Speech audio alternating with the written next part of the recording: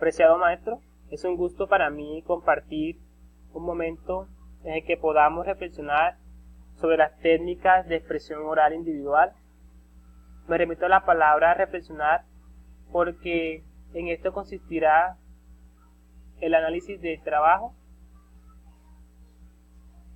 del cual espero podamos aplicar en nuestra práctica. Esto significa que nosotros debemos asumir la responsabilidad de pensar en cada situación para poder emplear la técnica más adecuada, atendiendo a sus características y a las necesidades en que deseemos implementarlas. Las técnicas de expresión oral pueden ser individuales o grupales.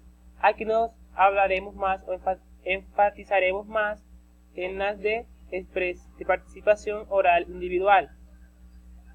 Partiremos de que toda comunicación que se establece entre dos o más personas debe cumplir con ciertas reglas que permitan su fluidez y organización, con el fin de que todos los participantes puedan escuchar y entender el mensaje que se les está transmitiendo. Es necesario que el expositor transmita y cumpla con algunas fases, una preparatoria, una investigativa y una interventiva, que le permitirán realizar un mejor desempeño al momento de realizar su intervención. Entre estas técnicas trabajaremos la charla, la conferencia y el discurso. De cada una de ellas trabajaremos su definición, su objetivo, características, organización y cuándo es más recomendable utilizarla. La primera técnica que trabajaremos es la charla. La charla podemos definirla como una reunión de personas donde un expositor proporciona la información y dialoga con el resto. ¿Cuál es su objetivo? Transmitir información, crear un estado mental o un punto de vista.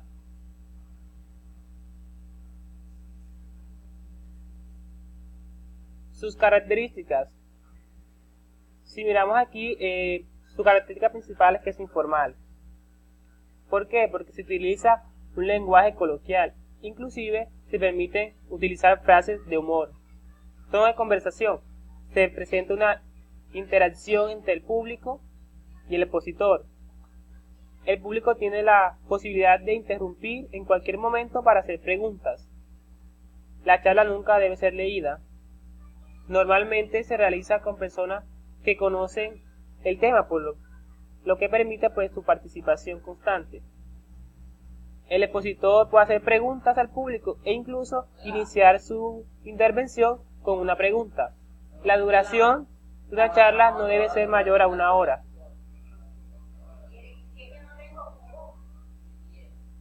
Con relación a su organización, la charla no requiere de preparación, pues como hemos hablado, el público puede guiarla o debe guiarla con preguntas.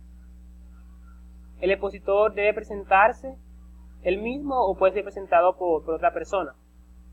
Es importante que si en el transcurrir de la charla no hay participación o no hay preguntas, el expositor motive a su público para que estos hagan las preguntas y de esta manera poder comprobar el grado de asimilación del tema.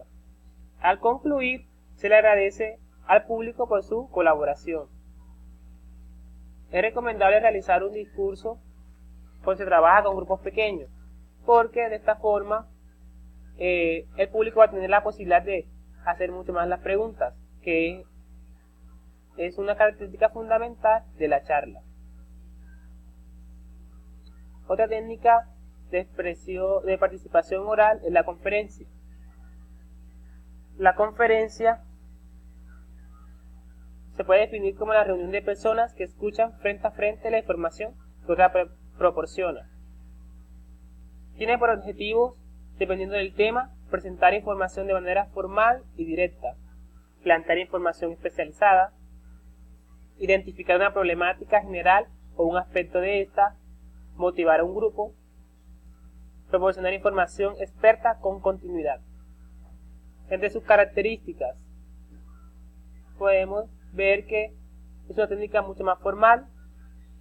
La comunicación durante la exposición se da en un solo sentido, es decir, que durante el transcurso de la conferencia, el conferencista va a estar haciendo su intervención y el público va a estar solamente como receptor. Los oyentes pueden hacer preguntas o se les da el uso de la palabra al final de la exposición, y lo pueden hacer de dos formas, de forma oral o forma escrita, que le permitirán aclarar dudas o hacer un planteamiento distinto. El expositor en una conferencia puede usar unas ayudas audiovisuales, es decir, se puede llevar diapositivas, videos o audios que complementen su intervención.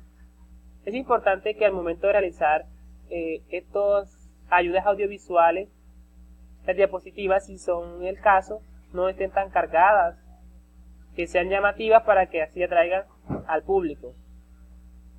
Otra característica es que en la conferencia el expositor puede desplazarse por el estrado, al igual que en la charla. Es decir, no va a estar solamente estático en un solo lugar.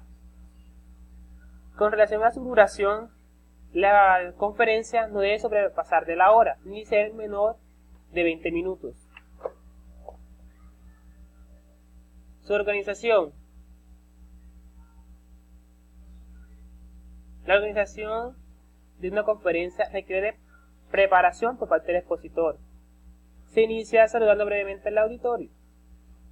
Al final, el conferencista debe indicar al público que puede hacer las preguntas. Como habíamos hablado anteriormente, las preguntas pueden presentarse en forma oral o en forma escrita, ya cuando el conferencista pues dé la autorización de que ya se pueden realizar las preguntas. Para una conferencia es necesario tener en cuenta algunos aspectos o algunos factores: el expositor, el contenido de la exposición, las circunstancias de la exposición, los canales de comunicación y el auditorio.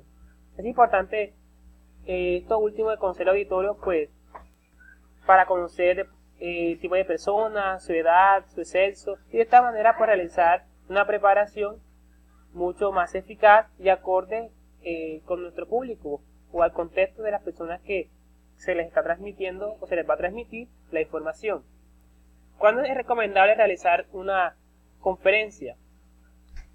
Cuando los asistentes no conocen tanto o no tienen suficientes conocimientos o información con respecto a un determinado tema. Esto es una diferencia que tenemos entre la conferencia y la charla. Cuando se quiere trabajar con grupos grandes, también es mucho más recomendable trabajar o realizar una conferencia. Cuando no se dispone de tiempo para preparar la información de forma escrita, o cuando hay disposición de personas expertas que poseen información de importancia y que desean impartirla o transmitirla. Otra técnica de participación oral individual es el discurso.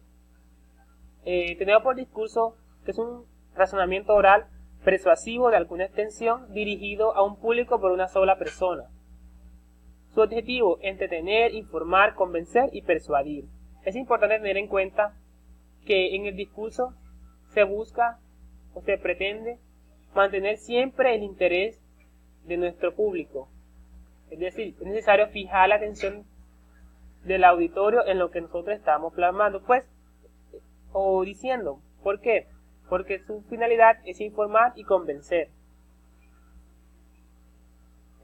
Aquí vemos alguna imagen de alguien dando un discurso, puede ser un político. Las características: es formal, debe llevar un orden jerárquico, un encabezamiento, un saludo individual o colectivo. En este caso, una diferencia que encontramos con las técnicas habladas anterior es que en el discurso el expositor debe ser presentado por otra persona diferente. También otra diferencia es que en el discurso el expositor va a estar solamente en un solo lugar y no debe utilizar ayudas audiovisuales, es decir, que en este tipo de técnicas no va a llevar diapositivas, audios o otra clase de material que le permita realizar. Entre la organización debe redactarse con anterioridad, pues requiere de cierto grado de preparación. La introducción es algo importante al momento de realizar el discurso, pues debe desde el principio llamar o captar la atención del público. Debe tener esas condiciones: captar la atención, asegurar el favor, el respeto hacia el orador y preparar el auditorio. Entonces debe ser muy llamativa para que permita captar o llamar mucho la atención, que es en sí uno de los principales objetivos del discurso. Es recomendable que para iniciar el discurso pueda ser haciendo referencia a un tema o a la ocasión, como una pregunta retórica, presentando una declaración sorprendente, citando una frase o un fragmento de un texto. Para su finalización o cierre, algunas formas pueden ser presentar un resumen del contenido, aportar una frase persuasiva, citar un texto o exponer una petición. En el discurso, al finalizar, se debe siempre fijar la atención en el tema central o el propósito del discurso. Al final tenemos la bibliografía, unas páginas en que podemos ampliar un poco más sobre el tema y que fueron de gran ayuda para la realización del trabajo. Les dejo el link para consultarla y finalmente, muchas gracias.